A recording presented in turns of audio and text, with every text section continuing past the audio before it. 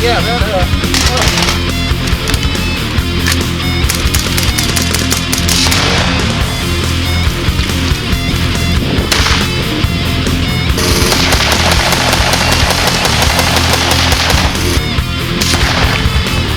Alright, so today I want to talk about shooting the same size bullet into a human target and what the effects are at different velocities or different power levels. So I'm going to compare the same diameter bullet and the same weight bullet roughly to what happens when you have different amounts of power and why it's good and why it's bad and what you should think about when you're picking out your caliber and round. So the first round I'm going to talk about is the 38 Special plus P, and this is going to be a federal hollow point data. These are all federal hollow point data bullets. 9mm, which is the same size, and 357 SIG and 357 mag. These are all between 129 and 124 grain bullets that I'm choosing from their website, and they're all hollow point self-defense ammunition. So we're comparing apples to apples here pretty much. Okay, so the 38 Special plus P shoots out at about 950 feet per second. It has an energy of 258 foot-pounds when it fires from the muzzle and then hits a close human target. So 258 foot-pounds is rather low amount of energy when you're talking about bullet ballistics. I mean, the M16 shoots a 223 carrying about 2,000 foot-pounds of energy, so a lot more than that. Okay, so the next step up, of course, is the 9mm. The 9mm shoots the same size bullet at 1,120 feet per second, and it's kicking it out at 345 foot-pounds of energy. So you see we jump almost, probably about 90 some odd foot-pounds in energy going from the 38 plus P to the 9mm. Alright, so now we go down to the 357 SIG, and that's shooting out at a whopping 1,350 feet per second with 506 foot-pounds of energy. And then the 357 mag is shooting a bullet at 1,440 foot-pounds or feet per second with 575 foot-pounds of energy. Okay, so a 357 Magnum has twice the power of a 38 Special plus P. So everyone goes, oh, I got a 38 Special, but I put plus P's in it. You're half the power of a 357 Magnum, okay? Half the power. Actually, yeah, less than half the power. 357 Magnum has more than double the power of that 38 Special plus P. So we're just looking at all federal data off their website. I didn't make any of this up. You can check all the facts yourself.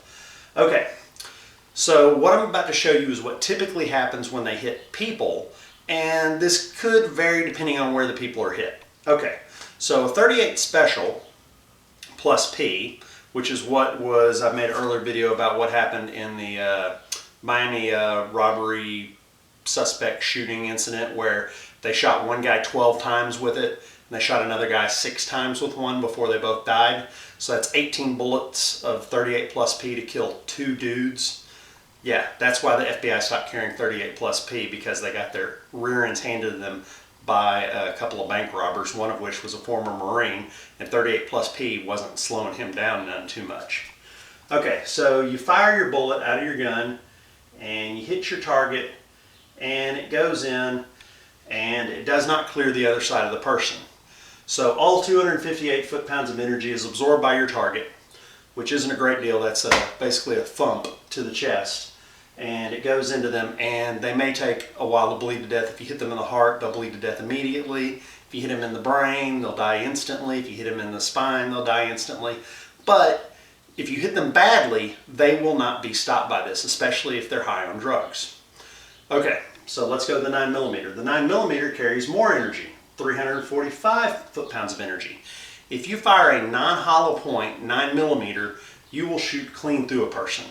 There were cops in New York who shot a suspect 40 times, 40 times, shooting 9mm solids instead of hollow points before they hit him in his pelvis and knocked him over.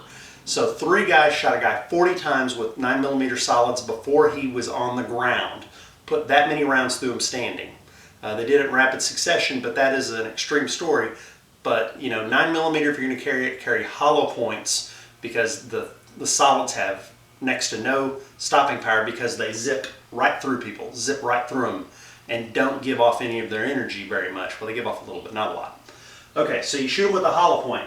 Now when you shoot them with a 9mm hollow point, you may shoot them and it may go almost through them, and you may shoot them again and it may go all the way through them. So the 9mm hollow points travel through ballistic jelly about 13 inches. So if you hit me in my guts, it'll go out the other side.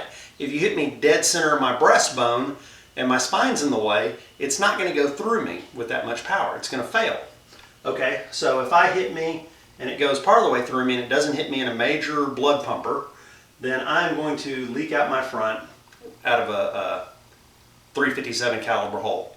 If it hits me in the front and the back, then I'm going to leak out my front and my back out of a 357 caliber hole, which the exit wound is probably going to be about the size of a 45. Okay, so a little bit more blood coming out the back than the front.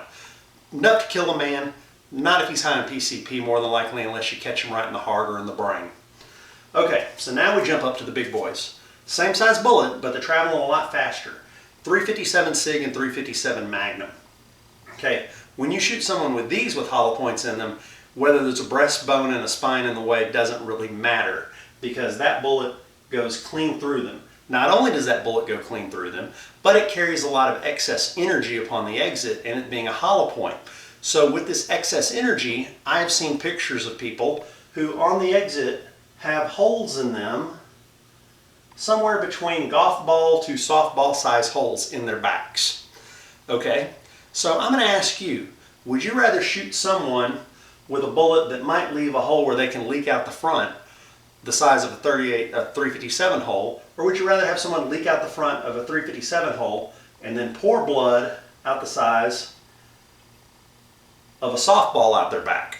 Okay, that's why when you talk to cops who've actually shot people with their 357 Magnums, they say it kills the person, it knocks them down, it turns them off like a light switch, because that much power hitting the human body sends you into shock immediately usually. Even if you're high on drugs, you're going to bleed out very fast. It's going to knock you on your rear end. It's much harder to hit, and it's probably going to take some chunks of flesh with it. So again, you have to think about these things whenever you're going to carry a gun. Now, should I think everyone should carry a 357 Magnum? No, and the reason is simple. Because this bullet keeps on going with a great deal of power. Meaning, if you shoot someone with a 357 Magnum and someone is behind them, you're going to maybe kill them too, because you still have as much energy when that 357 Magnum goes through your first target. You're somewhere around the 9mm or 38 power energy when it exits your target. So, again, but a lot of people just don't get it. They're like, well, 38s is just as good as the 357.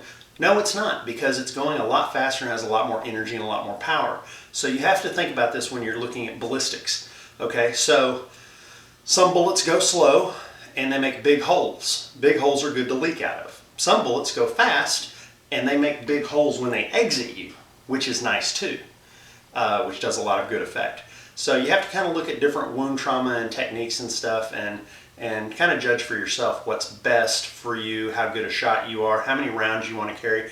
It's all about balance. Now, you need to carry something. I don't care if you carry a 22 or 25 ACP or a 32 or whatnot, but you need to have a realistic idea of what's going to happen when you hit a person with it, so you don't think when you shoot them with a 32 that it's a one-shot stop killer. There are certain bullets that are considered more a good chance of it being a one-stop shot. Okay, so the 357 SIG and the 357 MAG are definitely very capable of one-shot stops. Have done it many times. In fact, I would say do it more, the majority of the time. The 38 plus Ps, not a majority of the time one-shot stopper. And if you got a target at point blank who's intent on doing you harm and he's a real tough guy, you need higher in firepower. So my minimum carry is 9mm. My other carry, my favorite carry, is 45 ACP. Both of these rounds have about the same amount of power. My 45 has about 405 foot-pounds of energy, but it's much larger diameter.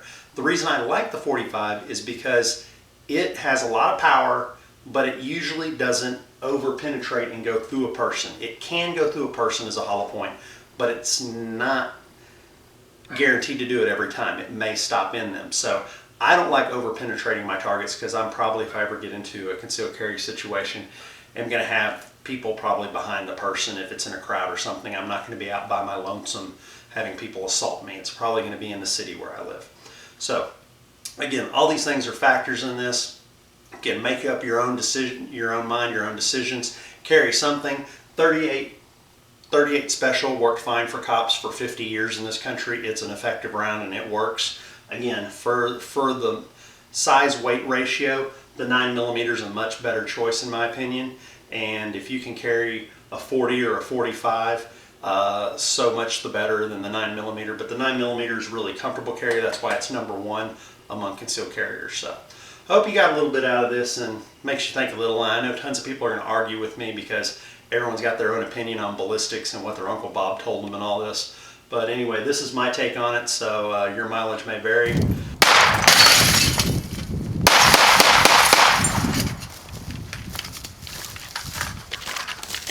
Meep, meep.